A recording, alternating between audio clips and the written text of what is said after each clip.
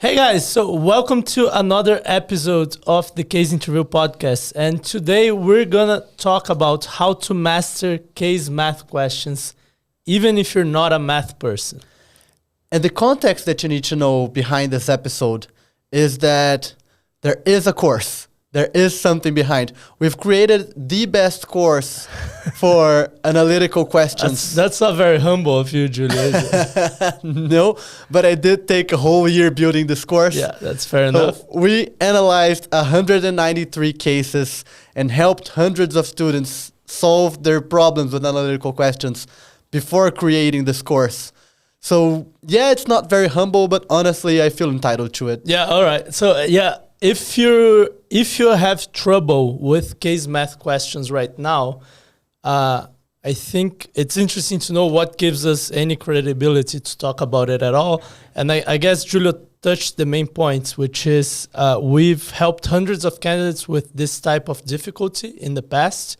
And we, mainly him, spent months and months, almost a whole year, looking into hundreds of math questions from real case interviews, trying to find the patterns, the exact things that you need to know and do to solve each one of them. And we've created a course on that called Analytics Academy. And we're not here to really sell the course. Although if you do have trouble with these types of questions, it's probably going to be helpful. But to share, we're here to share our knowledge and our experience to help you overcome this challenge. So if you're going through cases, you have a few things that you need to master in order to do well in your cases and get jobs at McKinsey, BCG, Bain, other consulting firms. Structure is one of them. Estimations, another one of them. And analytics, so case math and also charts, which come in the bundle, is another one of them. And if you have trouble with these questions, it's very frustrating, right? Because you're going through your case nicely, and then you get a math question, and then you start messing up with the math, and then the interview goes sour. And we're gonna try to help you overcome this today. But for a starter, what is a case math question, Julio? Since you're the expert here, because we have some beginners watching us right now. Yeah, let's get them up to speed so that we're all speaking the same language. But basically, a case math question is one of those questions where the interviewer gives you the business context, gives you some data, sometimes a lot of data, oftentimes a table, and will ask you to calculate something specific using that data, but they won't tell you how. So let's say, for example, that they give you a question where the Olympic Games Committee for 2024, they'll give you a table and ask you to calculate, I don't know, how much money the Olympic Games Committee can save if they use volunteers for activities X, Y, and Z, or something like that. Instead of regular employees. Yeah. Okay, and it's not that obvious because you have some cost with the volunteers as well, right? Exactly, and there are activities that they will not do, and you've got to think of all that. That's why there's a business context, because it's not only a math problem like a math test. Yeah. It's also a business problem that has context that you need to take into account. Yeah. I can give another example. Let's say you want to build a road and you have two types of materials that you can use. I don't know, asphalt and concrete. Mm-hmm. What's the best one? So it's a decision. One is probably more expensive up front. The other one has more maintenance. I don't know if there's accidents, a difference in accidents between them, and then you have some costs associated with that.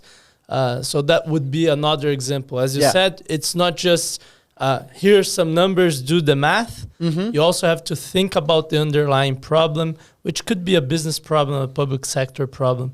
Yeah. And you know what I think is interesting about what they are is that what they're not. Like a lot of people have misconceptions about these. One that I see often is people think it's like fast mental math, right? Yeah. So you see beginner candidates, even before they do their first case to practice, they go into these mental math apps and they try to do like what's 64 times 17 really fast.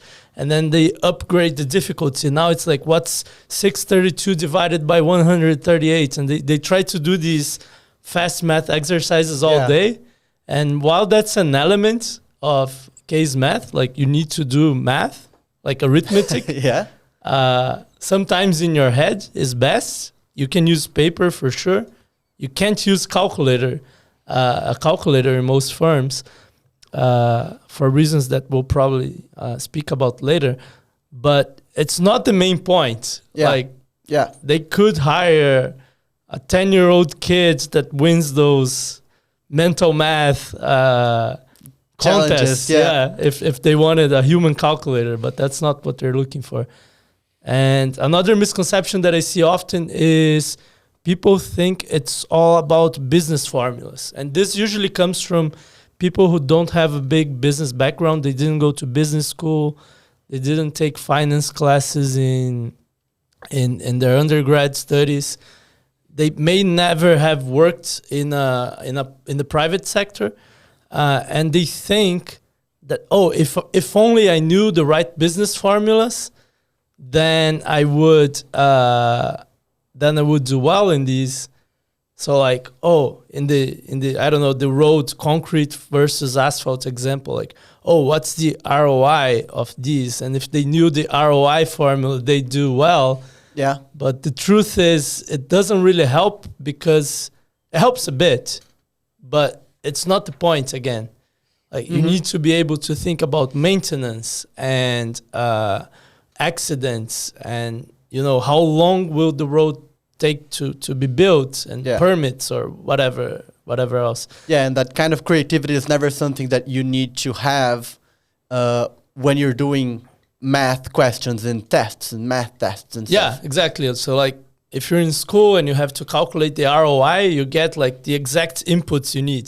This is the interest rate, and this is the returns, the dividends or whatever, and this is the initial capital, right? So and you get the exact inputs, you just do the math. And sometimes it's complex math, right? If you're calculating, I don't know, the price of an option, it's like a huge equation that I've never understood. But you do get the inputs. And in consulting math, in case math, it's the opposite. Like the formulas are really simple, like the overarching abstract formulas, like break even, right? It's fixed cost divided by the margin per unit. Yeah. Right. But the problem is like, how do you get to those inputs? Yeah, exactly. Which is why a case interview is so different than any other math question.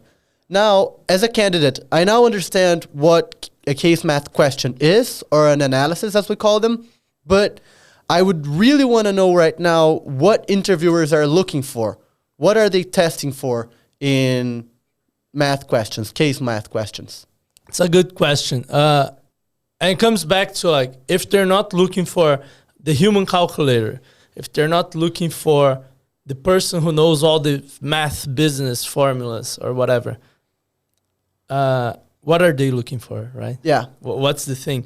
And I think to understand that, you kind of need to understand what the job entails. Like, how do you use these math skills, these analysis skills on the job? And the best example that I have is, let's say you're with a client doing a project, and you need to find a certain number, or find, like, make a chart or find a certain result to reach a conclusion. Yeah. And you open up Excel, right? Or any other software, but Excel is the most common. You open up Excel and you have to do a model, or you have to do for instance, a sheet that gives you the result. How's the work done? What people think happens is you input all the data, you do some math, and you get the result, and you present to the client, and they clap to you, and you get promoted. But what actually happens is you first need to know exactly what you're looking for and why, because that determines how you're gonna do the math, right? Yeah. The second step is you structure everything that you need in that Excel sheet before you even have the data. Because there's no like Google for data in big companies. You actually have a lot of work to do to get the data. You have to go to the IT or to the data department. You have to ask for a data request in most companies, which might take anywhere from 3 hours to 3 days, sometimes a week. So if you ask for the wrong data or for incomplete data, you're not in good shape, right? Because you need another few days or even a week to get the new data. That delays the project. So what you actually do is you structure in your Excel sheet or whatever thing you're using exactly what variables you need, what data you need for each variable, and the logic behind the variables. So you actually build the model first. Yeah. Because when you do the logic, then you're sure that the data you're requesting is exactly what you need, right? And then comes the next step, which is getting the data, right? And then you input the data because you have the logic ready. Like Excel does all the math for you. And once you have a result, you have to interpret that result. Yeah. You have to say what that means. Because you're not going to go to your clients and say, oh, it's 37. And look them in the eye and be like, 37 is the answer.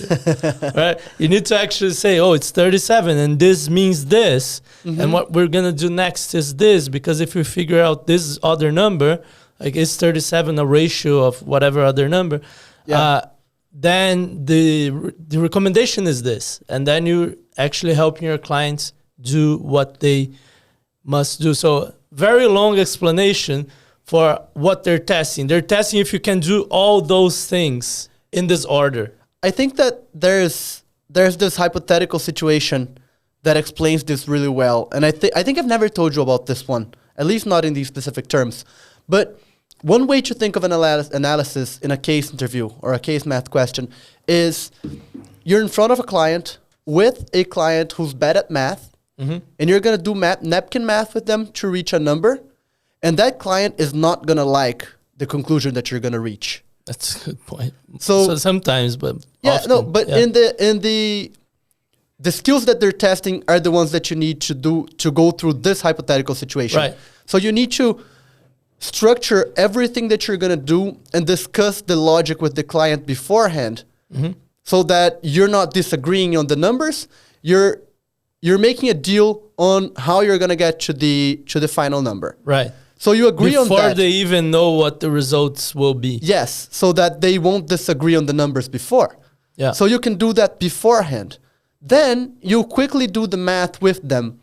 So in a way that they understand because they're bad at math, and in a way that they can reproduce even being bad at math, because they're going to need to show that to their own stakeholders. Yeah. And then also they're going to need to not feel stupid. Exactly. If they don't understand what you're doing, they'll be resistant to the answer because they didn't understand. And if you can explain more clearly, they'll be more, they'll feel smarter, basically. Yeah. And of course, you're not supposed to make mistakes at that time. And you're also supposed to catch if they make a little mistake here or there.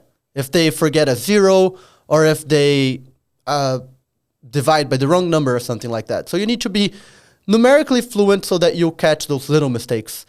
And finally, you also need to be able to interpret those numbers in a way that your client won't feel helpless when you give them the number that they don't want. Right. So you need to be able to get to what McKinsey calls a so what.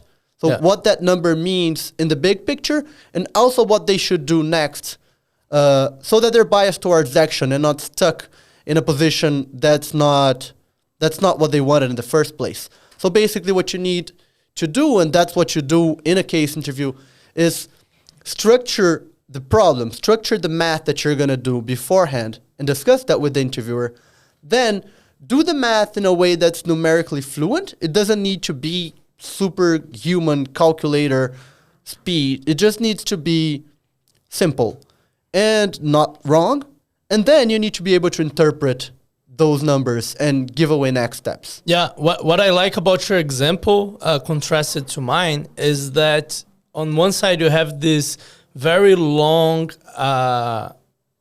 lonely in a way process of building a model, building a spreadsheet, you're with your computer, and you use these skills for a certain reason. Yeah. And in your scenario, you're in a shorter amount of time, maybe just a meeting. Yeah. Maybe just a section of a meeting, like 5 minutes of a meeting, and you're with other people, with your clients, and you also use the same skills, and they also have a reason to be in that scenario. And it's interesting because the way you do math in these two situations, which are both consulting, is different than the way you do math in, for example, a school exam, or even like if you're trying to build a rocket, I don't know, and you have like other physicists and rockets engineers on your side, and like you don't need to explain everything in very simple, straightforward terms. Yeah, exactly. Yeah, so it's something about the profession in a way, and it applies in multiple scenarios, right? Yeah, exactly. Yeah, so if they're testing for that, can we infer like what are they not testing for, and what are the most important things they're testing for in a case math question? Yeah. So I think we've talked a lot about what they're not testing for, but I think it's worth it to get back to that. And that is, many people think that they're testing for superhuman, super speed calculations. And that's not really what they're testing for. They don't care about that because the client wouldn't in that situation. Yeah. They're not testing for making absolutely no mistakes, but they are testing for catching those mistakes. Yeah. They're not testing for getting to the right answer. Exactly. Like you need to get the right answer, but it's not a test. They're testing for whether you can... The process, like the how you get to the right how answer. you get there, and whether you can take someone with you. And what you do after that as well. Yeah. So before the test, you need to take someone with you, and you need to be able to explain and discuss your methods. And after the answer, you need to be able to lead the client using that information. Yeah. Yeah. Yeah. And I think the main thing they're testing for, which is the most important in both cases, is the structure. Because if you can't take a real problem and structure it in number of steps or different variables and equations that you can show to your clients and they can understand, then it's hard to do all the rest. Yeah. Because you'll be doing like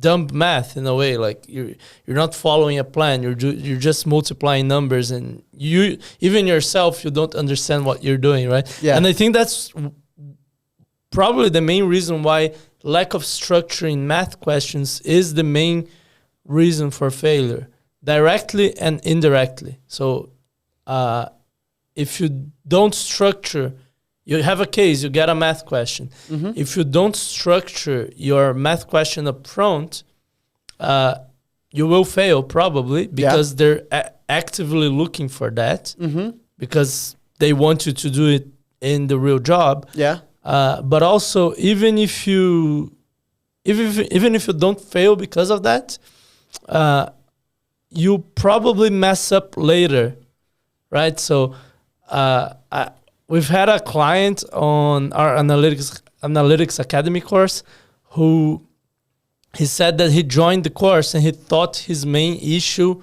was the arithmetic, like the mental math and like multiplying and dividing. He watched our video on that in the course on doing mental math and doing faster arithmetic and error-free arithmetic. And he said this video fixed his issue in one day. Yeah, I remember that guy. Yeah, it fixed in one day, but then he found out that his actual issue was a lack of structure. Like he had a hard time creating a clear structure that he would like 5 minutes later understand. Yeah. And that was causing most of his arithmetic mistakes, which going back to that, I think it's the main issue with people using mental math tools or apps. Like if your structure sucks, your whole thing is gonna suck. So Yeah, because the structure has two uses, has two functions, right? One of them is, like I said, guiding the other person and allowing them to follow what you're doing. But another one is also knowing what you're gonna do, is guiding yourself in the future. Because you don't wanna dive into a table full of numbers and start calculating, because you don't have the RAM for that, the RAM memory. Yeah. Once you're in the middle of the fire, you're not gonna remember what you need to do next and next and next unless you have a map beforehand. Yeah, it's like preparing before doing, right? Because Yeah. when you're in the middle of it, you're more stressed out and Yeah. yeah. Now, one other thing that I wanted to bring up, because I think that this is something that candidates get confused about when they're preparing. So many people think that they are already ready in the beginning because, well, it's math. I know how to do math. And then we're telling them that interviewers are testing for this and this and this and that, and that they, if they're making mistakes in their case prep mock interviews, then they're most likely not ready yet in terms of analytics. But then there's a next step, which is how do they know they're ready? So Right. how do they know that they're not ready, and how do they know they're ready? Right. I have an answer for that, and I want to know if you agree with it. Okay. So I thought you were asking me. I am asking you if you agree with me, because I Okay. brought this ready beforehand, All I right. admit. So I think that there are three main things that they need to be able to do in every single mock interview that they do or drill. One of them is creating the full path to getting to the final answer before starting to do any math. 100% agree. Before multiplying, adding, subtracting any numbers, Yeah. they need to know exactly what they're going to do, and they need to be able to communicate that. Yeah. And that is in every single interview. Yeah. Now, it sounds harsh to say in every single mock interview, but once you have this skill, you are going to be able to do it every single time. And if sometimes you can't do it, then you don't have the skill yet, and that's definitely going to appear in your 4 McKinsey interviews at some point. Yeah, I think trying to say what you said in other words, you're not trying to wing it. Yes, exactly. You're not trying to have a half-assed plan that, maybe will lead somewhere and then you'll figure out as you go. A lot of people do that. Mm-hmm. I think it's the best thing you can do if you can't structure the whole path to the answer up front. But the problem is your interviewer notices that. Yeah. They already get suspicious of your skills as they notice it. And also the chances of you not being able to get smoothly to the answer in that scenario is very high, which means that in a sequence of like 5 or 6 interviews that you need to get, that you need to pass to get an offer at any firm pretty much, you will make a big mistake or get stuck, severely stuck in 1, 2, even 3 of those. Yeah. And then you're out, basically. All you need is getting stuck in one of them. Yeah. Which is a shame, but that's how it works. Or maybe 2. Depends on how bad you get stuck. Yeah. But yeah. And then there's the second thing. I said that there were 3 things that they need to be doing consistently. Very structured. One of them is structure. The second one is catching their own math mistakes before the interviewer. Right. So I don't care, and the interviewers don't care as well, if you make a math mistake here or there. I've had a candidate who told me that she had 6 Bain interviews, and she made a mistake in every single one of them. Yeah. But she would catch that mistake. So if you're catching your mistakes before the interviewer every time, or at least they don't need to tell you that there's a mistake, maybe they'll see it first, but then you'll say, oh, there's a mistake here, and you'll go back to it, then that's good enough. Yeah. In terms of math mistakes. And what I think people don't realize, and let me look you in the eye, actually. I'll stop looking at Julia. What you don't realize is that when your interviewer catches your mistakes, they're actually using specific techniques to do that. like they're triangulating. They're using rough numbers to get to the rough answer. Unless they know the whole calculation up front, which usually they don't. They just like go into the room and do a case. Yeah. They don't remember the calculation. So they're actually doing stuff to catch your mistakes. And the way you catch your mistakes before they do is you do the same stuff. Yeah. Right? Yeah. This is something that's really funny. People don't realize. I think maybe we should do an episode about this sometime. But it's how the mind of a consultant works. You know, you put a chart in front of a consultant. They'll be adding, subtracting, multiplying, and dividing all the numbers in that chart right away while they talk to you, while you talk to them. That's going to happen naturally. And many other things happen in the mind of a consultant. That's not exactly, you know, an interviewer's mind that's analyzing you all the time. It's just a consultant's mind. Yeah, exactly. It's not like they go into interviewer mode, and they'll be like, oh, now I'm going to double check their math. Like they're doing that all day with their clients, with their team, with their partners. Yeah. And another example is the structuring thing that you said. They're going to notice right away if you don't structure. And that's because they've been at the consulting firm for 2, 6, sometimes 10 years, surrounded by people who structure their problems before and discuss the method before. When they see someone not doing that, they feel it right away, especially when they're in the office. Yeah. They feel it. They're like, you don't belong here. And it's clear to them. There were 2 partners at my McKinsey office who were a couple, and they got married. And they were just like, they were new partners, and then they got married. And they say that they had like a 120-page slide deck for their for their wedding, like operations, finances, guest list. What are the criteria to? And I guess it's kind of an fun. Yeah, it's not. I don't know if I'd wanted to go to that wedding, but it was probably really well organized. Yeah, let's call it that way. But anyway, the third thing that candidates need to be doing consistently, so that they know they're ready, is giving a clear interpretation to the number and giving actionable next steps. Yeah. It doesn't necessarily need to be unprompted every single time. Like someone can remind you of that, and that's okay. Unprompted is better.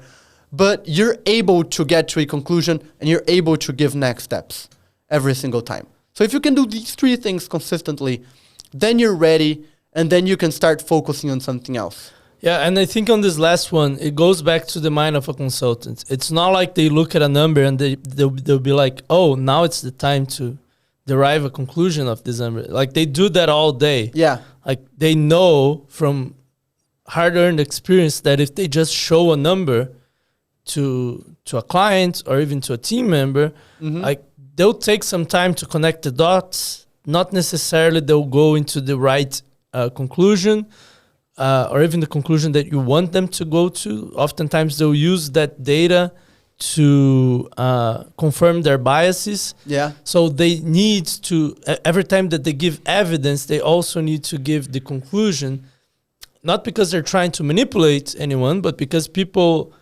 fool themselves. People have their heads in other places when you're talking to them, and they're often confused or distracted. And you want to do the work for your client. Yeah. And the work is not just getting to the number, it's also helping them understand what the number means. Yeah. And it's not an imposition, of course. The client can say, oh, I think it means something else. Yeah.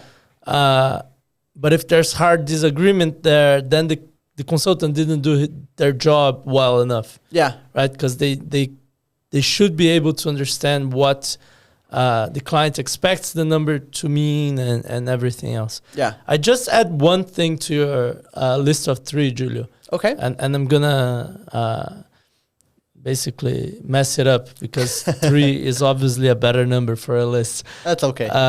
I'd add, when you're doing the structure, if you can find hidden variables, so non-obvious variables that should be added to the math, because it makes it more precise, more nuanced, or considers the different aspects of the problem better, then that's also a good sign that you're ready. So usually your interviewer will actively look for your ability to find these hidden variables, and they won't give you all the numbers you need.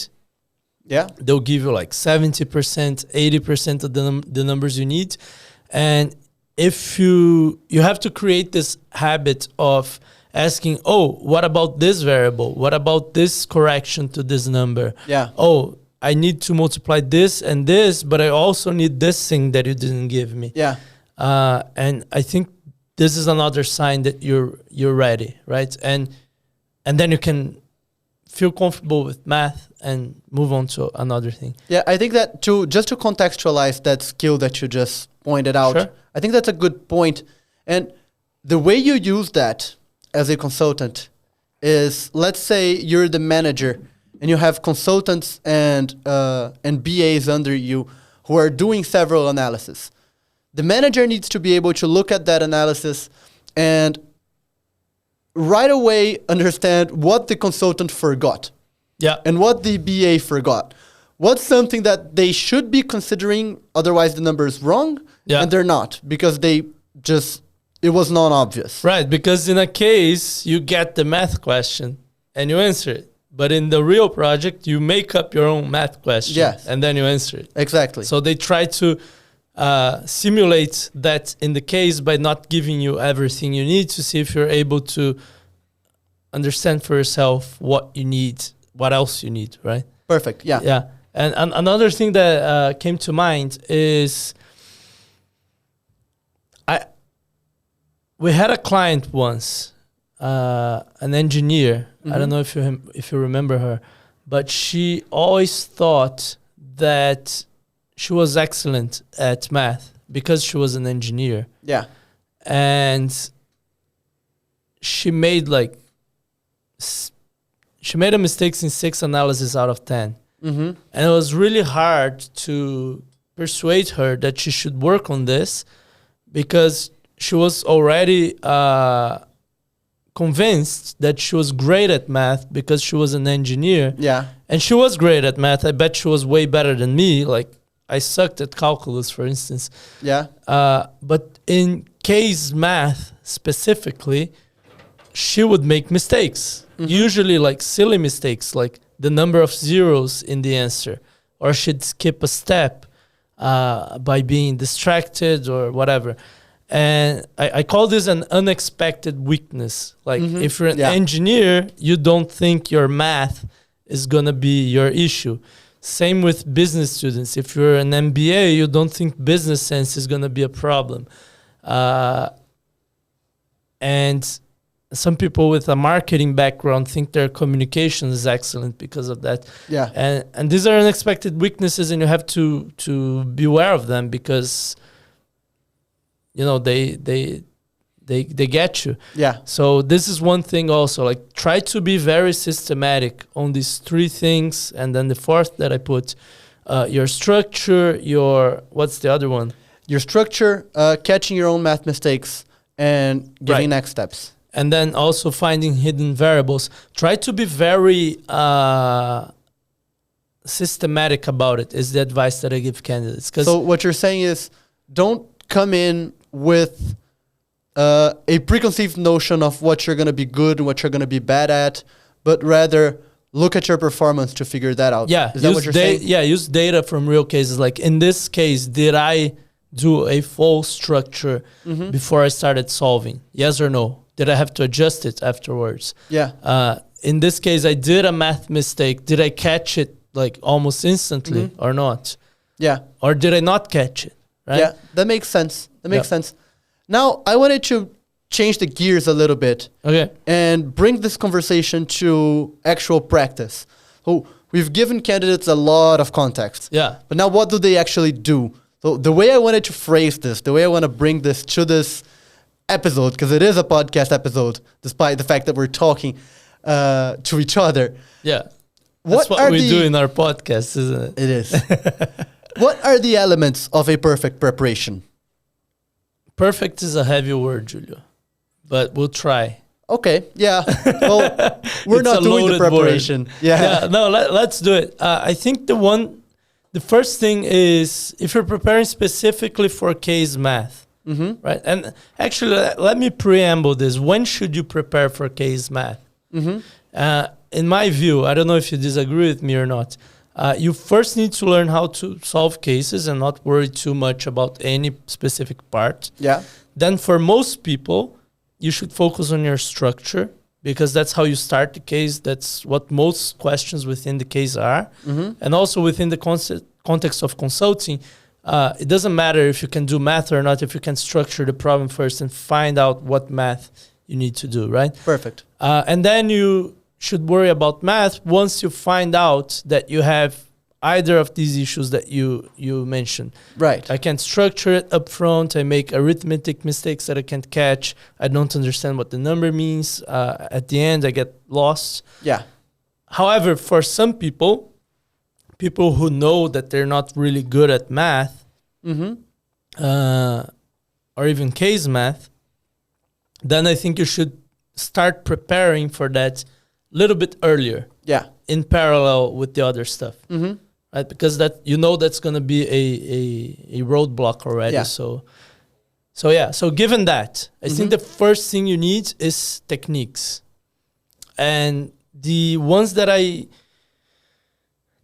think are most important at first is structuring techniques for case math problems. So forget all the math that you've seen elsewhere. It doesn't have anything to do with GMAT math, with GRE math, SAT math, school, university, case math. Learn techniques to structure those things. And it's different from all the others because all the others is just formulas, right? It's just, this is the formula for quadratic equations. Use it, right? Yeah. This is the formula for sine and cosine and tangents, whatever. So what do you mean by techniques for structuring? Well, one is if I give you a business problem that has some math in it, can you create an equation out of that? Okay. And it's not about knowing business formulas, as we mentioned. Like maybe one or two of them are useful, but you should be able to do it even if you don't know any business formulas. Like, can you structure them into an equation? Okay. Like multiplying signs, dividing signs, addition, subtraction. And if I give you a more complex problem that would probably need like 10 variables, 15 variables, you probably won't be able to do an equation out of it. But then can you do a step-by-step structure? Yeah. So the first step is get to this number. I'm going to do this equation, this small equation to get to this number. And then the second step is to get to this number from this number. So I need to do these extra two math additions, subtractions, these math operations. And eventually you get to the answer. So these two techniques, creating a simple equation and also creating a step-by-step structure for more complex cases, I think they're vital for you to do what you said, which is structuring the whole problem up front before you even multiply anything. Yeah, I think that this is a good point that you're bringing. This is something that once most candidates know that they need to do, they can start practicing it. And it is, as you said, the greatest reason why candidates fail. It's the largest or the most frequent reason for failure. So it is really important that candidates know that they should do this and that they should be practicing it specifically, right? Yeah. One thing that I would like to emphasize, because candidates say that they understand this, but then they go on to practice and do it all differently, is when you're structuring step-by-step or equations, at least in your practice, but also when solving the case itself, don't put any numbers in it. I need to get this off my chest because it's not obvious. Agree. People forget about this all the time and they'll start putting numbers in and numbers in and numbers in. So in the end, they can't discuss the method with the interviewer, and the interviewer can't follow what they're doing because what is this 2 that you're dividing by right now? What is this other 7 that you're talking about? Is it days of the week or is it, number of machines or whatever? Yeah. Okay, let me try to guess why people don't listen to you when you say that. Okay. I think it's very intuitive for us to, days of the year. Oh, it's 365. I'm gonna put it right here. Yeah. Right? And I don't think there's a huge problem with doing that specifically. The problem is when you start doing it with everything, and then it gets messy. Yeah. So, there's like 24 hours in a day, and then there's like 8 hours per day that an employee works. And then also like the average person is, I don't know how tall, but whatever. And then you start doing it with other numbers, and you start mixing the variables and the numbers. And then you get lost. Your interviewer gets lost. You put numbers without putting the variables. So you, like 5 minutes later, don't remember if that number was, I don't know, 30 days in the month or 30 something else. Yeah. So I think when we give this advice, like do a split separation of variables and data, put the numbers later, we're very rigorous with that. And a lot of people are like, oh, you don't need to be so dogmatic about it. Yeah. And it's true, you don't. However, if you're not as dogmatic about it in your practice, chances are you're going to be even less so in your interviews when you're more stressed and you haven't built the habit of separating variables from numbers in your practice. So in your interviews, you tend to mix things together and then you make mistakes. So it's kind of like those things that they teach you in the army that you're like, oh, you don't need to be so rigorous about, disarming your rifle or whatever they do in the army. I don't know because I haven't served, but whatever they do in the army. But those things like safety protocols with guns, like, don't point your gun to anyone. Yeah. And then there was that Hollywood guy that killed some actress because he thought the gun was loaded with fake ammo. Yeah. So these rules exist for a reason. Yes, you can break them sometimes, but but you shouldn't break them often, especially when you're practicing, because otherwise the practice has no reason to be, right? Yeah, I tend to love CEO sayings, generic CEO sayings. So I'm gonna throw one of them right there. Buzzwords and phrases. Yeah, all those that come from Albert Einstein and Mark Twain.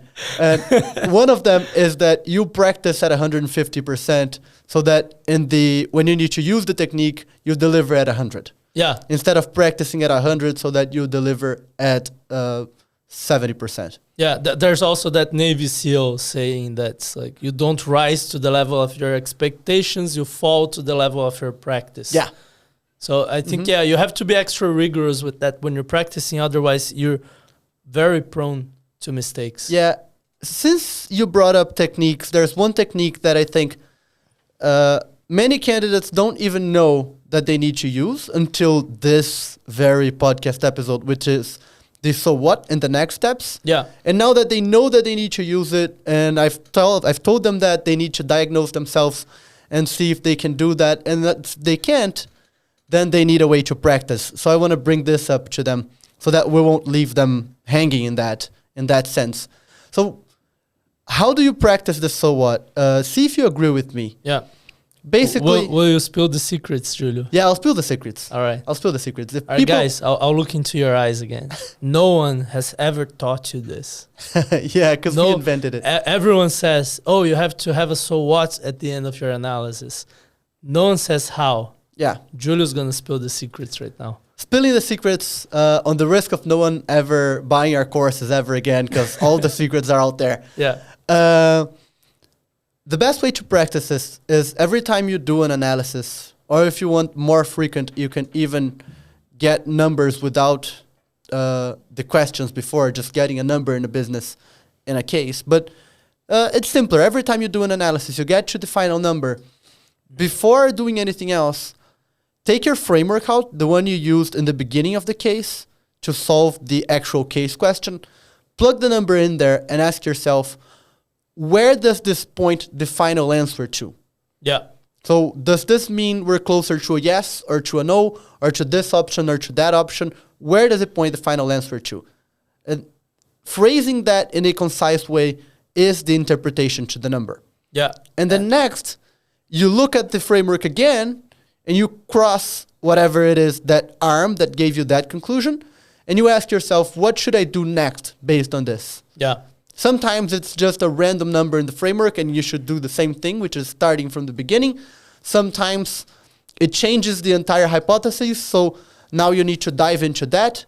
Sometimes it gives the answer to the case, and you need to do something else afterwards.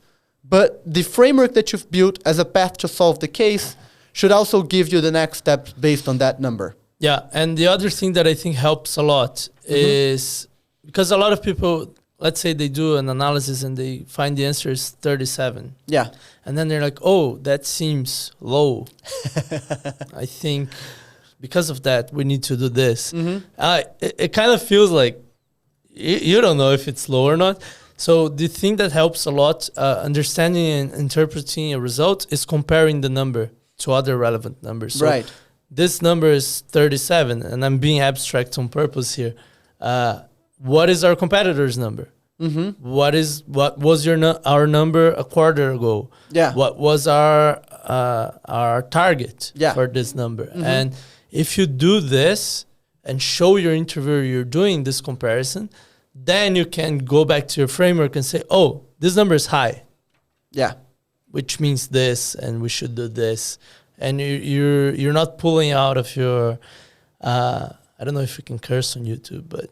I don't think so. Yeah, okay. You can pull it out of your. Of your something. Of your something. You can actually have a basis for that. Yeah, I think that's a good point. Now, switching gears again a little bit, other than techniques, I want to go into what candidates are already doing, which is practice, but I want to talk a little bit about what great practice would look like. Okay.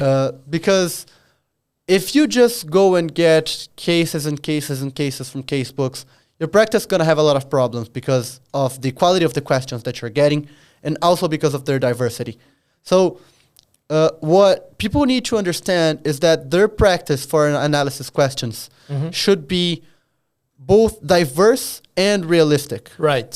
So it should be diverse in the sense that people probably notice once they practice. Can I contextualize a bit? So yeah, sure. Because I think we're on a stream of consciousness here. Go on. So if you want to prepare well for math questions, you need basically three things, right? You need techniques, as we discussed. You need practice. Yeah. And you need to be well aware with all the 5 main types of math questions, or like we call them the 5 types. Maybe other people would categorize them in a different way, but you have to be well versed in different types of math questions, so you're not caught on surprise. So just want to put it out there. Yeah. Yeah, that's a good point. So it needs to be diverse. And even if you don't know what the 5 types are, and this is something that I don't really want to spill the beans in here because it's our secret sauce. Not because it's the secret sauce necessarily, but because if I just say the names of the 5 types, it doesn't mean anything. So we would actually need to turn this podcast into like a 2-hour lesson explaining all of those. Yeah. Otherwise, there's no point. Yeah. But still, if you're practicing for a little bit, let me give them something, Julio. Okay, let me just finish this out. Sorry. If you've been practicing for a little bit, you're going to notice that each analysis will have a challenge. Yeah. 1 or 2 challenges. And you know that your practice is diverse, or at least somewhat diverse, if those challenges are changing from question to question. Right. If they're always very similar, if the one thing that you made the mistake in the previous analysis, and you solved that problem, now you're not making any mistakes because that was the challenge in every single analysis, then you're stumbling onto a problem there. That's probably, if you're falling into that trap that many casebooks bring, it's going to feel like you're doing a GMAT book. In GMAT books, the exercises are generally separated by type. Yeah. And once you understand the hardest one of those, you can do the 20 ones that come before. Yeah. And then you're moving on to a different type and you're learning a different challenge. And practicing analysis should not feel like that. Yeah, one thing that I see often in materials that you find online is you go to the math practice section, and most of them are just pure math. Like, oh, multiply this by this, which is dumb. Like, it's not what you need. Some of them have better practice. Like, some of them have whole cases with math and etc. But what I see often is like all the math that you find in a certain website is like break-even questions, which is one of the types. Yeah. So it's important. But there's like 4 other types, right? Yeah. And if all the math that you see are break-even questions, you may be even very good at break-even, but then you're going to be caught by surprise by other questions, like a funnel question. Yeah. So I'm trying to spill the beans a bit here. No, that's all right. But just to give people context, like you can have a break-even question. You can have a funnel. You can have a funnel within a break-even. You can have a break-even within a funnel. Yeah. And then there's other types as well. And you have some variability within that as well. There's different types of break-even questions. And I see often in other websites, like even like the behind the paywalls, like all the math questions are very similar to each other, which gives you a false sense of confidence. Yeah. You're like, oh, I can solve these. Like I solved all of these. It's getting easier. Yeah. And that's dangerous if there's no variability, as you've mentioned. Yeah. And there's also the realistic sense of them. They need to be diverse, but they also need to be realistic. And I think that there are 2 points when it comes to being a realistic case math question. One of them is actually having business context, not just being a vague question with numbers that you need to solve. Because of everything that we said before. Like, you need to be able to identify hidden variables. You need to be able to give meaningful next steps and meaningful conclusions to that number. And the other point is difficulty. The questions should be tough. The analysis that you're going to do in your interviews are going to be tough.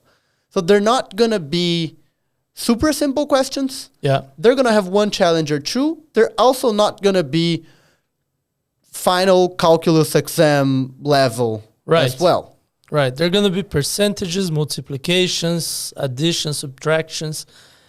And multi-step. But they're multi-step. Yeah. Yeah, there's like... Often there's like 8, 10, 12 different variables. Yeah. If you try to compress them into one big equation, like if you're a math genius, you can do that probably, but no one's going to understand, so it's not even the best way to do it. Yeah. So it has to be multiple steps to be realistic. With most interviews, like sometimes you will get an easy question at BCG, at McKinsey, at Bain. Sometimes you will get a break-even question with 4 variables. More common than that is you'll get a break-even within a break-even within a break-even, and there's like 12 variables total. Maybe 12 is stretching too much. That's on the hard side, but like 8 variables total. You don't really understand what all the variables mean. The interviewer doesn't give you all of them, and it's hard to find those online. Yeah. So it is hard to find them. That is precisely the reason why we've created Analytics Academy. So I'm not going to really point you, go to this place and you'll find a lot of good practice questions, except for Analytics Academy. That place doesn't even exist. But I can point you to some benchmark to know if the questions that you're doing are good or not. Yeah. And that benchmark is our free course. We do have 2 or 3 analysis questions in the free course. I think there are 3. And they are a good benchmark, both in terms of business context, difficulty, and variability. So that's something you can check out. If you haven't heard of our free course, then you just go to craftingcases.com/free course. Yeah. The course is in there. If you go to caseinterviewpodcast.com, the course is also in there. The course is everywhere. It's on our homepage as well. Yeah, just craftingcases.com. Yeah, I would go as far as saying, because people we've inspired this episode on the analytics course, so obviously we're talking about it, but I wouldn't recommend people go through it before they do the analysis and the chart interpretation module of our free course, because the basis is there. you can see a good sample of realistic examples and drills that you can practice with. The drills are in video. They're designed so you can practice with them, see great answers, see what make the answers great. And I think for a lot of people, that's enough. Yeah, for a lot of people, it is enough. A lot of people say that they get the offers just by doing the free course. Yeah. It's designed to happen that way because we only want to sell the courses to people who really need to develop these specific skills. Yeah. And some people don't. And another benefit of doing the free course first is they also know if they like learning from us. Yeah, exactly. They'll see what it's like. But jumping back to identifying high quality analysis questions, there are some hard criteria that people can use. And I think that I want to hear if you agree with these. All right. So number one is, and I think you agree because you've already agreed in a sense, the solution for the problem requires multiple steps. Yeah. It can't just be take this and divide by that. Yeah. So there are multiple steps that require some communication clarity to convey to your interviewer. Yeah. That's a good way of knowing. Like if you can explain it too quickly to your cat, then it's not complex enough. Yeah. And when you say complex, a lot of people think it's like, oh, it's pi times e. It's not that. It's like a lot of variables. They're in different levels in the hierarchy. Yeah.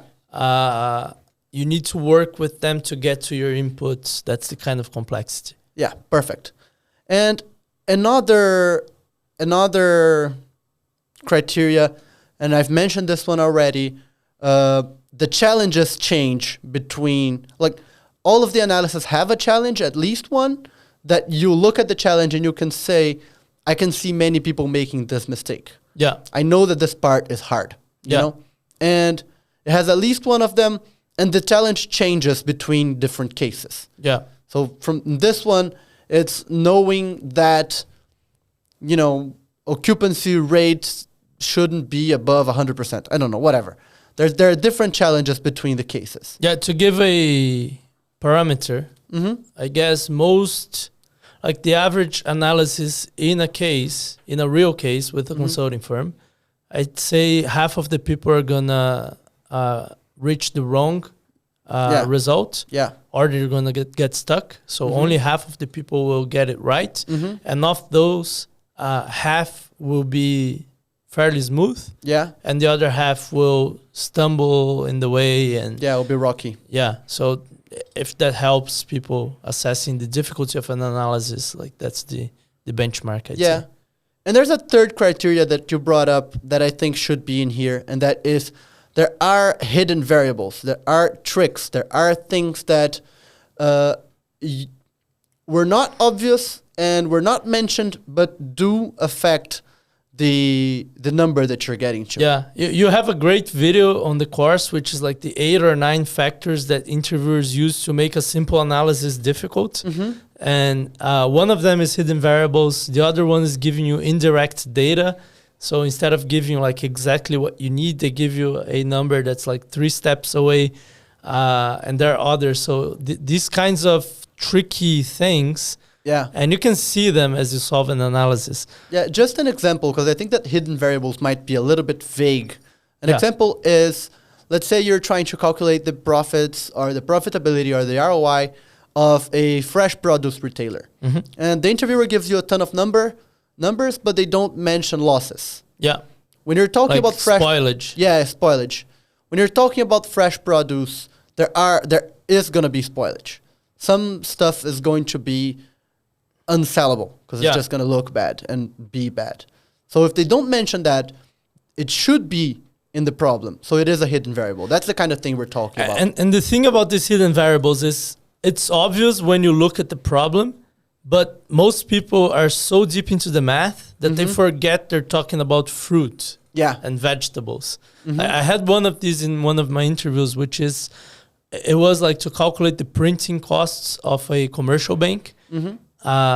Like the central office, not the retail agencies. And they like the data I got was like the obvious one, like maintenance, ink, stuff like that.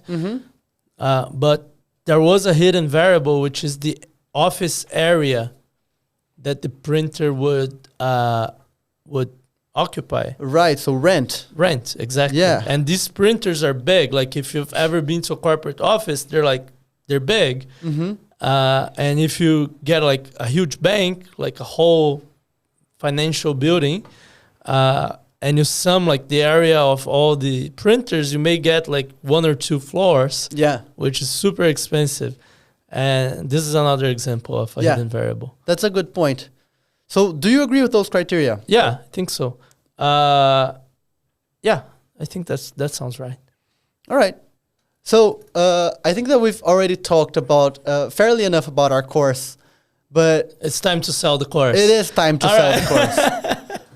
Okay, so if you're having trouble with analytics, let me look them in the eye again. Just kidding. No, yeah, I think, who do you think the course is for? Who is it not for, Julio? So the course is definitely for people who are having trouble with their analytical questions. Yeah. They sometimes or often get stuck with those questions. They oftentimes make mistakes that the interviewer will tell them about. They get messed up with the numbers. They often get cases that they know beforehand that they won't be able to solve, that they're gonna get stuck, and then it does happen. They do get stuck. Yeah.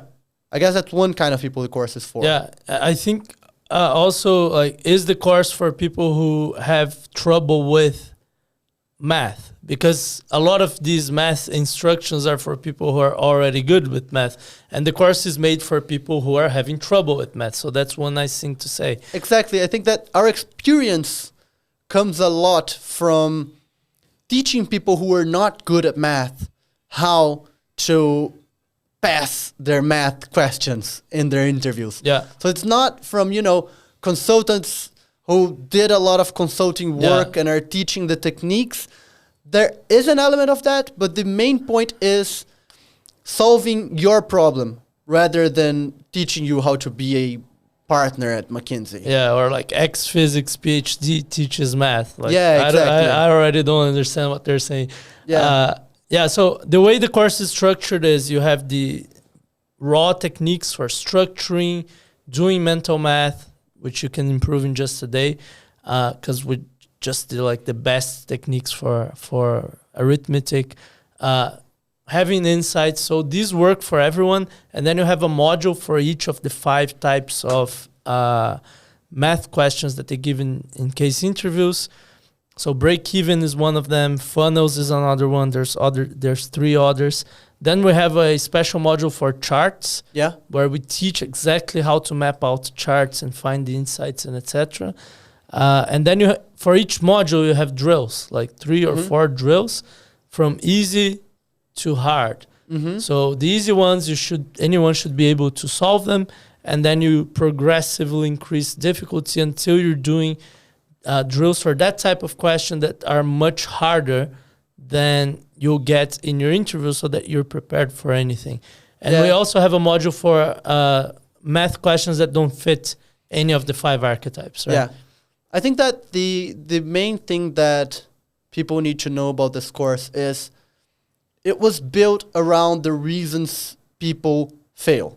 Yeah. It was built around the problems that students have and the skills that they don't have, they need to have, and focused on teaching those skills, and not only teaching the theory, but giving them practice so that they can take the lessons and apply them and finish the course capable, finish the course able to look at any math problem that's coming up to them and creating the structure, doing the math smoothly, and giving out recommendations. Yeah, just got this review the other day, which is this guy saying that math was his worst weakness and now it's his best strength. Yeah. And now he's worried about the other stuff because, you always want to improve your bottleneck, right? If you want to bring that up, I want to recap what we just said so that candidates don't...